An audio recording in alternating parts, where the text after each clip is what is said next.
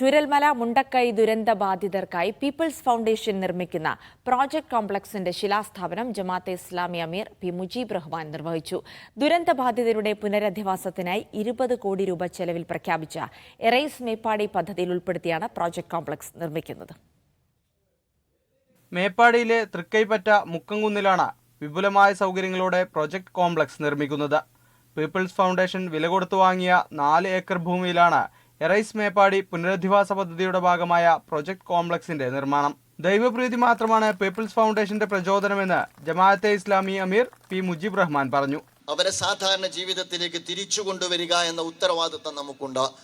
അതുകൊണ്ട് തന്നെയാണ് പീപ്പിൾസ് ഫൗണ്ടേഷനും ഓരോരുത്തർക്കും ഓരോ മോട്ടീവ് ഉണ്ട്. പലരും ദൈവത്തിന്റെ കൃപ മാത്രം ആഗ്രഹിച്ച് ഇതിൽ പണിയെടുക്കുന്ന ആളുകളുണ്ട്.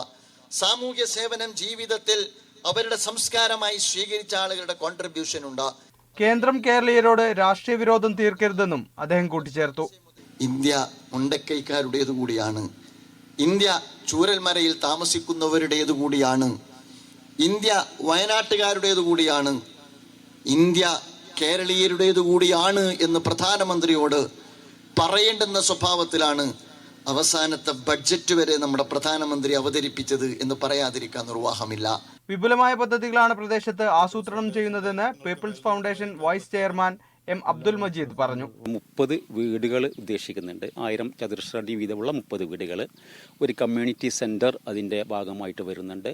ഒപ്പം മറ്റൊരു കാര്യമുള്ളത് ഒരു സ്റ്റാൻഡേർഡ് ഡിസൈൻ ഫാക്ടറി. അതായത് ഇവർക്ക് തൊഴിൽ കിട്ടാൻ വേണ്ടി സ്വന്തമായോ അല്ലെങ്കിൽ മറ്റ് ഏജൻസികൾക്കോ നൽകാവുന്ന രൂപത്തിലുള്ള ഒരു തൊഴിൽശാല എന്നുള്ളതാണ്. ദുരന്തബാധിതരോടുള്ള സർക്കാരുകളുടെ സമീപനം ആശാവഹമല്ലെന്ന് ചടങ്ങ് ഉദ്ഘാടനം ചെയ്ത ടി സിദ്ദിഖ് MLA പറഞ്ഞു. ചൂരൽമല മുണ്ടക്കൈ ദുരിതബാധിതരോടുള്ള കേന്ദ്ര സംസ്ഥാന സർക്കാരുകൾ കാണിക്കുന്ന അവഗണന അവസാനിപ്പിക്കണം. ദുരന്തം സംഭവിച്ച് 6 മാസം പിന്നിട്ടിട്ടും പുനരധിവാസത്തിന്റെ മാർഗരേഖ പോലും തയ്യാറായിട്ടില്ലെന്നും അദ്ദേഹം കുറ്റപ്പെടുത്തി. മീഡിയ 1 വയനാട്.